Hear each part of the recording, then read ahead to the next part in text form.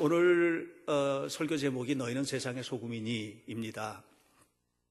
그런데 이제 부제로 소금통에서 나오세요.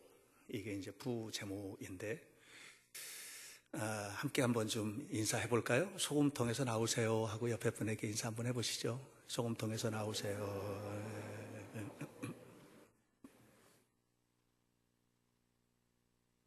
예수님 주변에 지금 산상설교를 듣기 위해서 예수님 주변에 모였던 분들은 여러분들처럼 이렇게 곱고 또 수준이 있고 또 배운 것도 있고 살아가는 데 있어서 그래도 뭐 엄청나게 넉넉한 건 아니어도 부족한 것이 없는 이런 사람들은 아니었어요. 예수님 주변에 모였던 사람들은 세상의 변두리, 아프고 병들고 귀신 들리고 어찌 생각하면 그 marginal person, 이 변두리의 인생들, 버림받은 사람들이 아마 거의 대부분 모였었죠.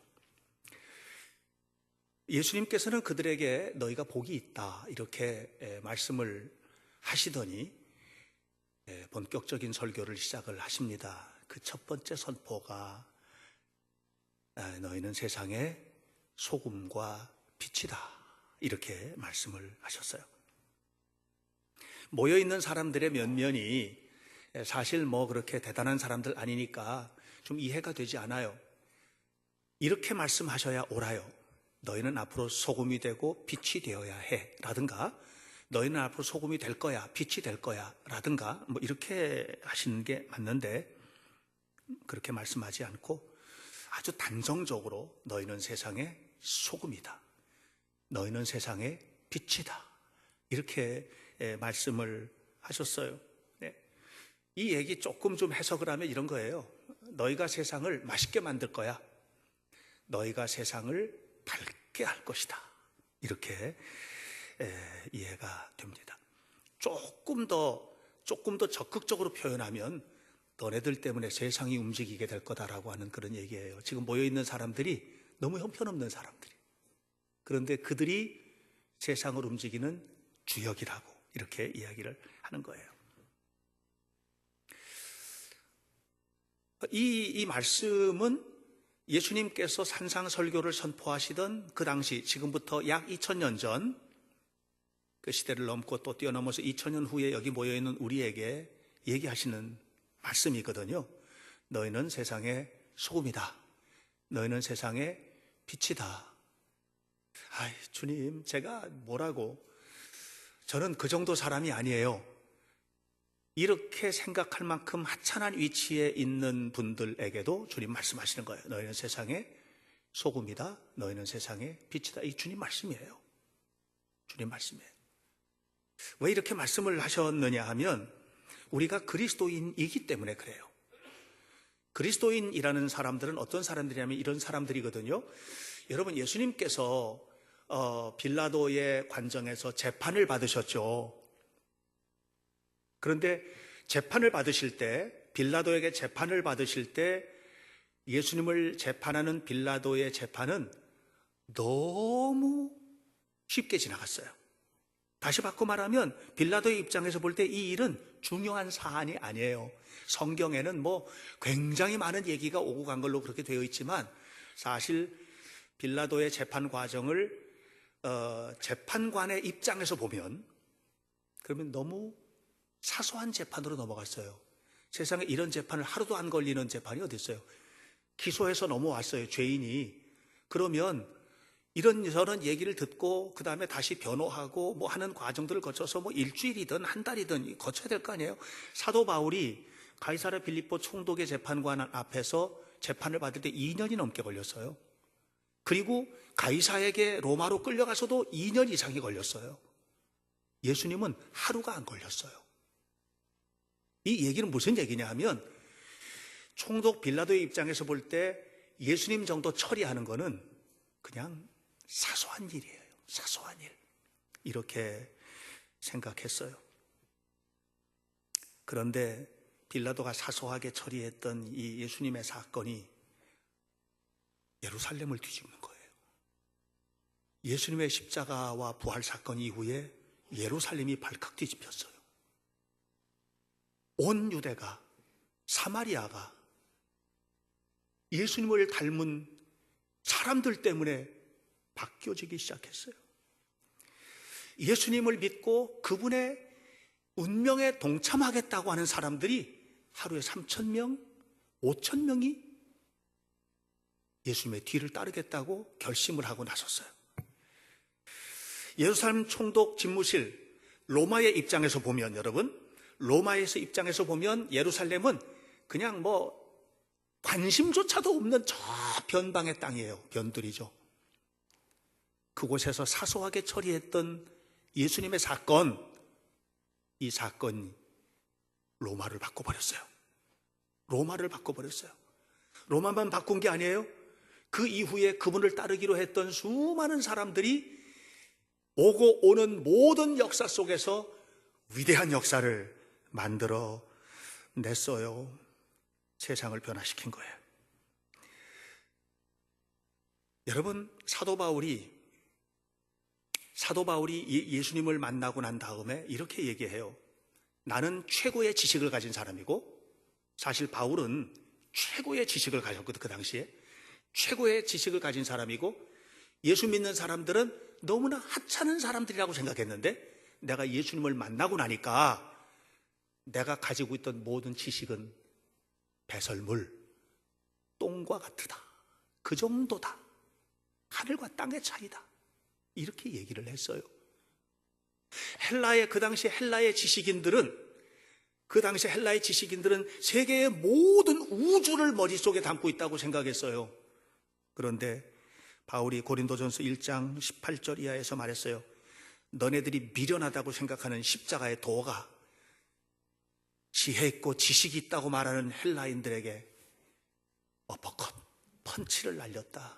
그리고 한 방에 KO 당하고 말았다. 이렇게 이야기를 했어요. 로마서 8장 22절은 말합니다. 온갖 자연은 법칙에 따라서 움직이고 엄청난 위력을 가지고 사람들을 위협하고 파도가 치고 하면 어마어마한 위력이 있잖아요. 그리고 그 속에 과학과 우주가 담겨 있는데, 그런데 말합니다. 그 모든 것도 하나님 안에서만 평안하다. 이렇게 얘기를 했어요. 그러면서 요한일서 2장 17절에 말합니다. 하나님의 뜻을 행하는 그리스도인들이 된다는 것은 바로 이와 같은 주님을 내 안에 품고 사는 사람들이라는 거예요. 할렐루야. 그러니까 우리가 소금 되는 거예요. 내가 대단해서가 아니에요. 너희 그리스도인이 되었느냐? 너희가 세상의 소금이다? 너희가 세상의 빛이다? 내가 소금 덩어리가 되고 내가 빛이 되고 내가 대단해서가 아니고 내 안에 계신 주님께서 나를 그렇게 쓰시는 거예요. 그러니까 너희는 세상의 소금이 될 거다가 아니에요. 내 안에 주님 오시는 순간 너희는 세상의 소금이야. 너희는 세상의 빛이야. 이렇게 주님 말씀하시는 거예요. 너희는 점차적으로 소금이 되어갈 것이다. 너희는 점차적으로 빛이 되어갈 것이다. 이게 아니라는 것이죠. 세상의 소금이 된다는 말은 무슨 말인가? 이게 굉장히 중요한 의미가 몇 가지 있어요. 우선 하나는, 세상은요 소금을 원하지 않고 꿀을 원해요. 우리가 원하는 것은 꿀과 같은 세상이에요. 달콤한 세상, 맛있는 세상, 이것을 우리가 원하는 거예요. 그런데 주님은 뭐냐면 너희가 그러니까 저렇게 꿀을 원하는 세상에 꿀 항아리로 가라 이렇게 말씀하지 않고 소금이 되라는 거예요. 소금이 되라는 거예요. 제가 목회를 하면서 깨닫는 것 중에 하나가 뭐냐 하면 교인들은 달콤한 초콜릿을 너무 좋아한다는 거예요. 우리 교인들은 달콤한 꿀을 너무 좋아한다는 거예요. 달콤한 신비, 달콤한 꿀. 아이들과 함께 일본 역사기행 갔다 왔어요. 오는 날 오사카에서 항공기 비행기 터미널 들어갔어요. 국제공항 들어갔어요. 간사이 공항이 들어가서 오려고 하는데 아이들이 없어졌어요. 다. 조금 있다가 전부 다 한 보따리씩 사왔어요. 남은 돈 가지고 사온 거예요. 뭘 사왔게요?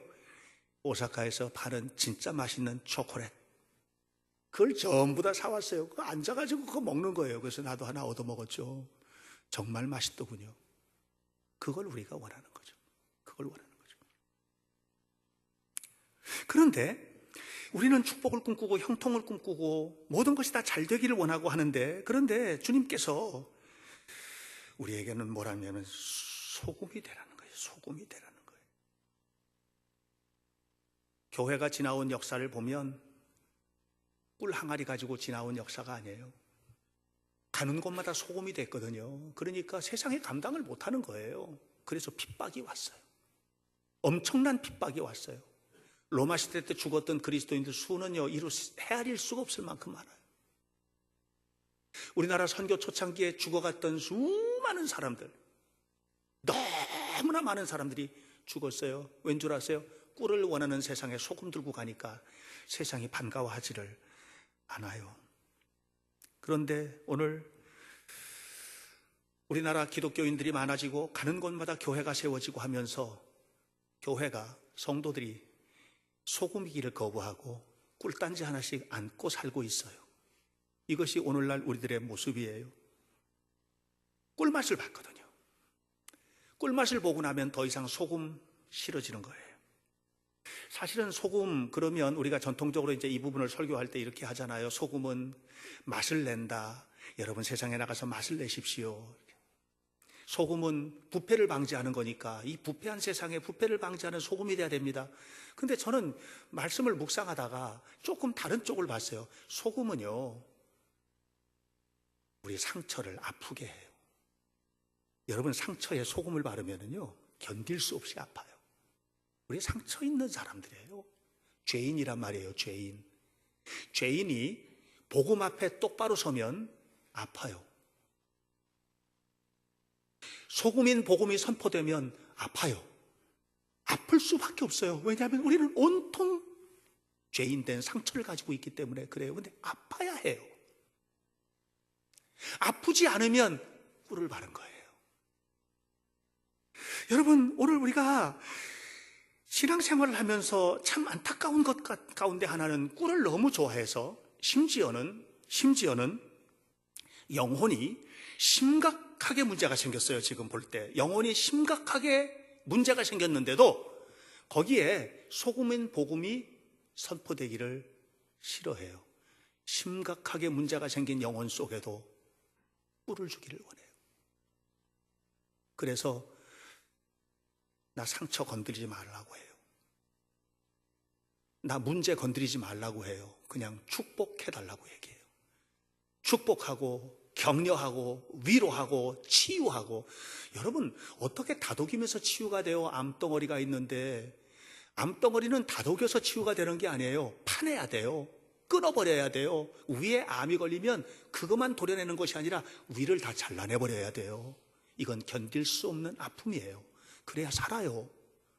그런데 우리는 자꾸만 다독여 주세요, 어루만져 주세요, 축복해 주세요, 치유해 주세요. 이 치유라고 하는 것 속에 담겨진 이 무서운 말씀 앞에서 서는 이 자리를 우리가 거절하고 있는 거예요. 그러니까 치유되지 않아요. 치유되는 것 같은데 안 돼요. 꿀 발린 설교를 듣고 들어가면서 우리가 은혜 받았다 해요. 오늘 말씀에 은혜 너무 많이 받았다고 얘기해요. 오늘 말씀에 은혜 받았다고 얘기합니다. 근데 은혜 받은 게 아니에요. 그것이 사실은. 이렇게 은혜 받은 상태를 스스로가 생각할 때에 은혜를 받았으니까 건강한 신앙이 되었다고 착각을 해요. 그러나 여러분, 아프셔야 해요. 우리는 모두 죄인이기 때문에 그래요. 우리는 예수 그리스도의 피로 구속을 받았어요.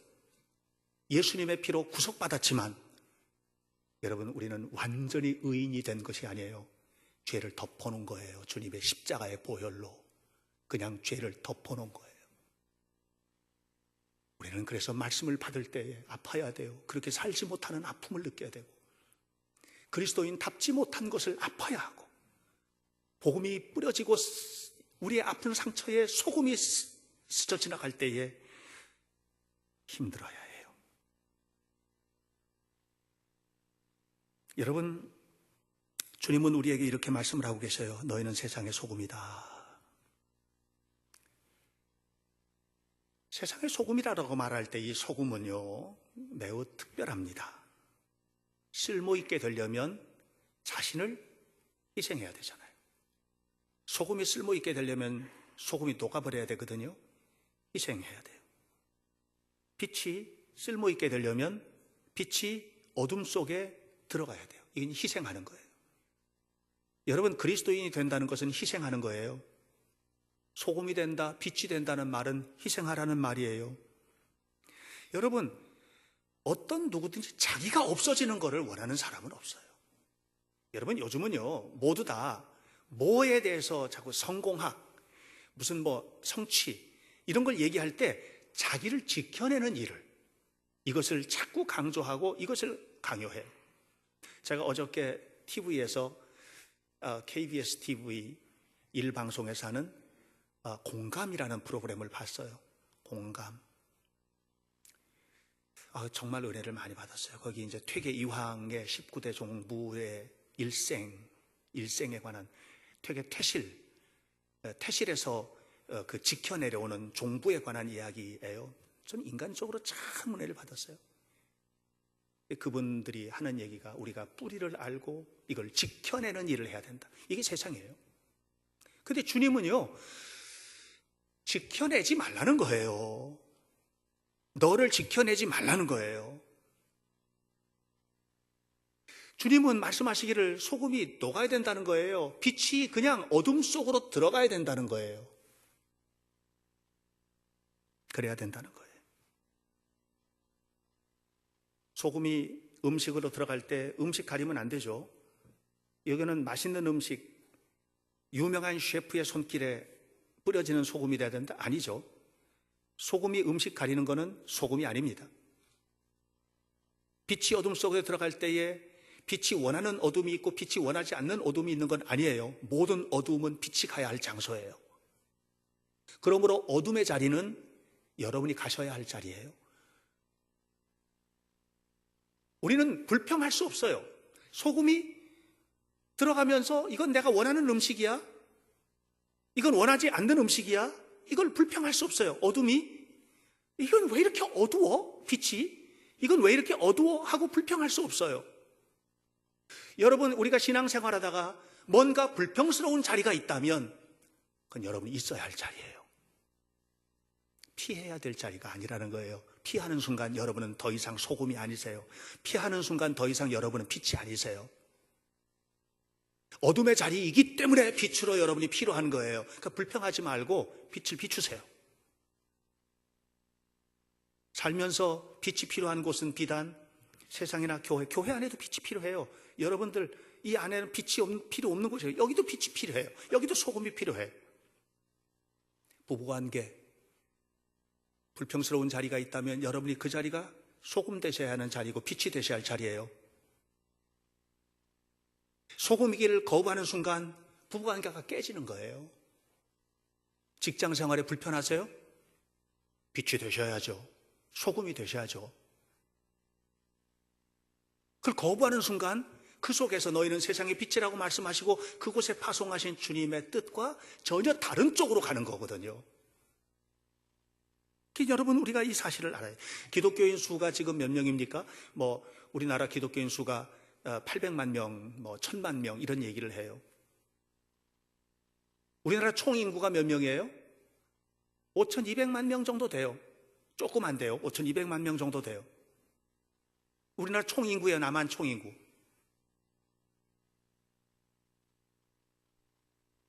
교회 성장학자들이 얘기합니다. 교인들이 자꾸 준다. 문제가 있다. 근데 생각해 보니까 우리나라 전체 인구의 16%예요. 엄청난 숫자입니다. 엄청난 숫자입니다. 여러분, 어떤 사람이 음식을 만들 때 음식 대비 16%나 소금 퍼넣는 사람은 없어요. 한 줌 넣죠. 몇 알 집어넣는 거예요. 그러니까 여러분, 규모 가지고 말을 하면 안 돼요. 내가 누군지를 찾으셔야 돼요. 큰 교회? 작은 교회? 아니요. 소금만 필요해요. 우리가 얼마나 잘 나가는 사람이냐, 못 나가는 사람이냐, 내가 직장을 어디 다니고 어떻게 하고, 내가 돈을 얼마나 벌고, 아니에요. 주님께는 소금이 필요해요. 오늘 우리들에게 필요한 것은 소금이에요. 교회 안에서도 소금이 되셔야 돼요. 부부관계에도, 자녀를 키울 때도 소금으로서 살아야 되는 거예요. 직장 생활을 할 때도 소금이 필요한 것이에요. 그래서 여러분을 그 직장에 보내신 거예요. 학교에서도 소금이 되셔야 돼요. 소금이 된다는 말은 희생한다는 거예요. 불평한다는 말이 아니에요. 불평이 입에서 나오는 순간 우리는 더 이상 소금이 아니에요. 꿀이죠, 꿀. 왜 내가 있는 곳은 꿀이 아닌가? 왜 내가 있는 곳은 달콤한 초콜릿이 아닌가? 그때 불평이 나오는 거예요. 소금은 음식을 불평하지 않아요. 빛은 어둠을 불평하지 않아요. 그러므로 여러분, 하나님의 백성이 된다는 것은 크고 화려한 성공을 추구하는 게 아니에요. 하나님께서 주실 거예요. 크고 화려한 성공도 주실 것이에요. 그러나 우리들의 마음속에는 크고 화려한 성공을 따라가는 것이 아니고 오직 예수님을 바라보는 것, 이것이 소금이 되는 거예요. 신비로운 체험 여러분 하시기 바랍니다. 신비로운 체험, 영적인 깊은 체험 너무 중요합니다. 우리의 신앙을 업그레이드 시킬 겁니다. 그러나 소금이 된다는 것은 신비로운 체험을 따라가는 것이 아니고 주님의 말씀을 생명처럼 가슴에 품고 사는 사람이에요. 이게 소금이에요. 주님의 말씀이 생명처럼 되어 있지 않으면 신비로운 체험이 여러분에게 꿀을 바를 거예요. 그 순간 깨어지는 거예요. 오늘 사랑하는 여러분, 주님은 우리에게 소금이 되라고 말씀하십니다. 그러려면 매우 중요한 조건이 있습니다. 소금통에서 나오셔야 되는 거예요. 소금통에서 나오셔야 되는 거예요. 우리가 그리스도인으로서의 책임을 다한다는 것, 하나님의 약속된 복을 받는다는 것, 이것은 뭐냐면 소금통에서 나오는 거예요. 그것을 오늘 성경은 이렇게 표현했어요. 너희는 세상의 소금이니 소금이 만일 그 맛을 잃으면. 여러분, 소금이 맛을 잃는 소금도 있나요? 소금은요 언제나 짜요. 소금이 달콤한 소금도 있나요? 소금이 밍밍한 소금도 있나요? 아니에요. 소금은 언제나 짜요.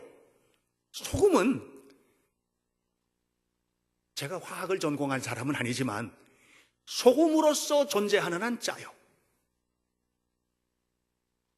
그럼 이 말 무슨 말이에요? 소금이 그 맛을 잃으면 소금이 통 속에 머물러 있다는 얘기예요. 소금이 통 속에 머물러 있는 소금은 쓸데가 없어요. 쓸데없는 소금은 맛 없는 소금과 똑같아요. 소금이 그 맛을 잃으면 이라는 말은 소금이 통 속에 머물러 있다, 그 말이에요. 통 속에 머물러 있다는 말이 무슨 말이냐? 소금끼리 있는 거예요. 그 말은 무슨 말이냐? 여러분끼리 계신 거예요. 하나도 불편하지 않아요. 가까운 사람끼리, 예수 믿는 사람끼리 하나도 불편하지 않아요. 말이 통하는 사람끼리 너무 좋아요. 하나도 불편하지 않아요. 우리끼리 이렇게 있어요. 여기서 예수님 얘기하고 여기서 사랑을 얘기하고 여기서 얼마든지 너무 좋아요. 맛을 잃은 소금, 마지막 때에 하나님 앞에 심판받을 소금이라는 거죠. 제 얘기가 아니고 성경의 얘기. 성경이 어떤 사람에게 교회에서도 소금이 필요한 곳 있잖아요. 가서 사명을 좀 감당하십시오. 그럼 아직 준비가 안 됐다고 얘기해요. 여러분, 준비는 통 속에서 준비되는 게 아니에요. 세상에 나가서 복음을 전하는 거, 아직 믿음이 안 돼서, 준비가 안 돼서 전도하는 거 잘 못하겠다고. 여러분, 전도를 준비하는 거는 이 소금통 속에서 하는 게 아니에요. 소금통은 있는 곳이지 준비되는 곳이 아니에요. 어디서 준비되느냐? 전도지 들고 나가면 거기서 준비되는 거예요. 그곳에서 하나님 만날 거예요. 하나님 만나는 장소가 여기가 아니라는 얘기예요. 하나님 만나는 장소가 영혼을 만나는 그 장소에서 복음을 전하다가 하나님이 내 안에 역사하시는 것을 만나는 거예요. 교회 안에서 성가대로, 교회학교 교사로, 무슨 여러 가지 선교회장이든 어떤 역할들을 감당하는 그 자리에서 불평 없이 감당하는 그 자리가 하나님 만난 자리예요. 소금통에서 나온 자리예요. 근데 제가 볼 때에 이런 역할들을 하면서 불평하시는 분들이 많아요. 소금으로 살기 싫다는 거예요. 나에게는 꿀을 발라달라는 거죠. 근데 주님은 절대로 그렇게 하지 않아요. 소금이 되어야 꿀 같은 세상을 주세요. 이것이 주님의 말씀이고 주님의 약속이에요. 우리의 영적인 능력이 하나님 만나는 장소가 역사상 언제나 그랬어요. 사도 바울이 주님의 그 엄청난 능력을 경험하는 장소는 끊임없이 사명을 감당하는 자리였어요.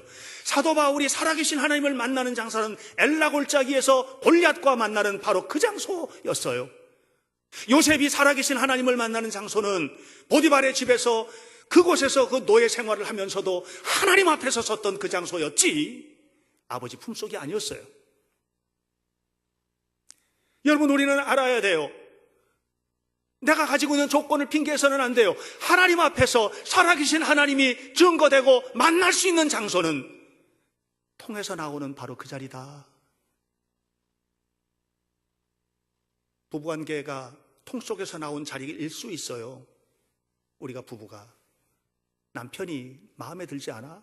아내가 마음에 들지 않아? 그게 너무 심해져? 왜 자꾸 심해질까요? 심해지는 이유는 꿀을 원해서 그래요. 소금이 돼야 되는데 소금이 되면 관계가 회복될 거예요. 하나님께서 그렇게 하실 거예요. 그러나 그렇지 않으면 결국은 깨지는 거예요. 수없이 많은 사람들이 깨어졌어요. 앞으로도 그럴 거예요. 그러나 소금인 그리스도인으로서 산다면 절대로 깨어지지 않을 거예요. 아름답고 복된 미래가 약속될 거예요. 하나님께서 하실 것이니까. 사랑하는 여러분, 그러므로 여러분, 우리가 분명히 알아야 돼요. 내가 소금이 아니고 내 안에 계신 주님이 소금이시고 그 주님께서 이 땅에 소금으로 오셨고 베들레헴에서 오셔서 갈보리산 언덕까지 가는 곳마다 필요한 곳마다 소금을 뿌리시고 다 나눠주시고 또 녹이시고 또 나누시고 갈보리산 언덕 위에 높은 곳에서 십자가에 죽으시고 모든 것을 다 주셔서 어두운 세상의 빛으로 사셨다면 내 안에 계신 주님이 나를 그렇게 살게 하시는 거예요. 그리고 내가 그렇게 살아야 하는 것입니다. 사랑하는 성도 여러분, 우리 이제 앞으로 살아가면서 주님께서 너는 세상의 소금이다 말씀하셨으니 소금으로 사시기 바랍니다. 주님께서 너희는 세상의 빛이다 말씀하셨으니 빛으로 사시기를 바랍니다. 추석을 보냈습니다. 왜 이렇게 추석을 지냈는데 추석 때도 가면 다 안 믿는 사람이 나 혼자 믿어. 외롭고 힘들죠. 그러나 그 자리가 소금 돼야 될 자리인 거예요.